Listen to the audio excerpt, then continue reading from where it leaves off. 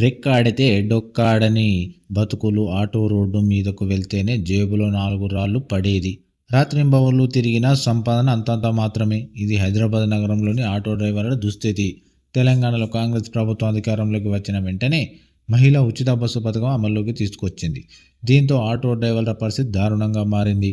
మరోవైపు మెట్రో రైలు ప్రయాణానికి నగరవాసులు అలవాటు పడ్డారు. ఈ క్రమంలో ఆటోలో ప్రయాణించే వారి సంఖ్య చాలా తగ్గిపోయింది.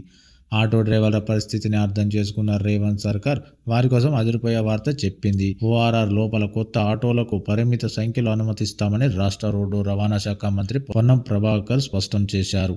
ఈ మేరకు అధికారులకు ఆదేశాలు జారీ చేశారు. ఓఆర్ఆర్ లోపల కొత్తగా 20,000 ఎలక్ట్రిక్ ఆటోలకు అనుమతిస్తామని తాజాగా మంత్రి పొన్నం ప్రభాకర్ పేర్కొన్నారు.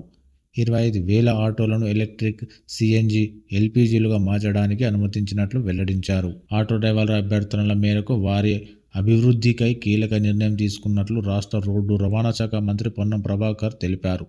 ఔటర్ రింగ్ రోడ్డు లోపల కొత్త ఆటోలకు పరిమిత సంఖ్యలో అనుమతి ఇస్తామన్నారు. ఈ మేరకు అధికారులకు ఆదేశాలు జారీ చేశారు. అంతేకాక ఓఆర్ఆర్ లోపల కొత్తగా 20,000 ఎలక్ట్రిక్ ఆటోలకు అనుమతిస్తామన్నారు. దీంతో పాటు 25,000 ఆటోలను ఎలక్ట్రిక్, సిఎన్జి, ఎల్పీజీలుగా మార్చేందుకు సైతం అనుమతులు జారీ చేస్తున్నట్లు మంత్రి పొన్నం ప్రభాకర్ తెలిపారు. రాష్ట్ర ప్రభుత్వం తీసుకున్న ఈ నిర్ణయంతో రాష్ట్రంలోని 65,000 కుటుంబాలకు లబ్ధి చేకూరుతుందని అన్నారు.